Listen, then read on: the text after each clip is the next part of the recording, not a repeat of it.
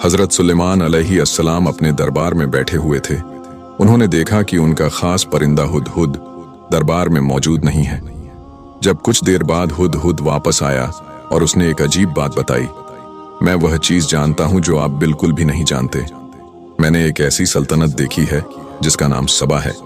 वहां की मल्लिका बिल्किस बहुत ताकतवर है, लेकिन अफसोस वह और उसकी कौम अल्लाह के बजाय सूरज की इबादत करते हैं।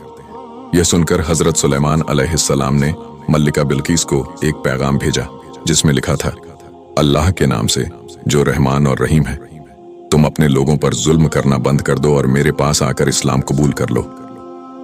इस तरह हजरत सुलेमान ने मल्लिका को अल्लाह की इबादत की दावत दी। जब उसे यह पैगाम मिला तो वह हैरान रह गई। उसने अपने वजीरों से सलाह ली। कुछ ने कहा, हम बहुत ताकतवर हैं, अगर जंग हुई तो हम सुलेमान का मुकाबला कर सकते हैं। लेकिन मल्लिका बिल्किस समझदार थी। उसने कहा कि पहले हमें देखना होगा कि सुलेमान सच में कैसा बादशाह है। मैं उन्हें कुछ बेशकीमती तोहफे भेजती हूँ। अगर उन्होंने ले लिए तो इसका मतलब है कि वो भी दुनिया के सिर्फ हुक्मरान हैं, और अगर उन्होंने इनकार कर दिया तो हमें समझना होगा कि वे अल्लाह के नबी हैं। जब ये तोहफे हजरत सुलेमान अलैहिस्सलाम को पेश किए गए तो उन्होंने इस बेशकीमती तोहफे को ठुकरा दिया और कहा, अगर वो जुल्म करना बंद नहीं करती है तो हम उनके पास ऐसी फौज लेकर जाएंगे जिससे वह मुकाबला नहीं कर सकेगी।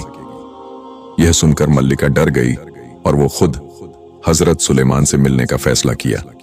लेकिन इससे पहले कि वो वहां पहुंचती, हजरत सुलेमान ने अपने दरबान से पूछा, यहां ऐसा कौन है जो मल्लिका के आने से पहले ही उसका तखात मेरे पास ला सकता है?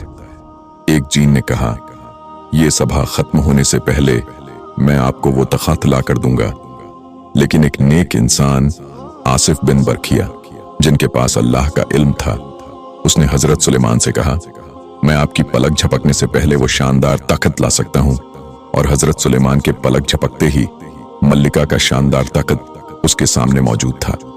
जब बिल्किस हजरत सुलेमान अलैहिस्सलाम के पास पहुंची तो अपना ही तख्त देखकर दंग रह गई।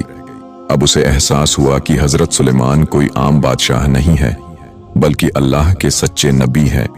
और उन्होंने उनकी हिकमत और अल्लाह की दी हुई ताकत देखी, और ये देख वो फौरन ही अल्लाह पर ईमान ले आई। इसके बाद उन्होंने अपनी पूरी कौम को भी इस्लाम की ओर बुला लिया।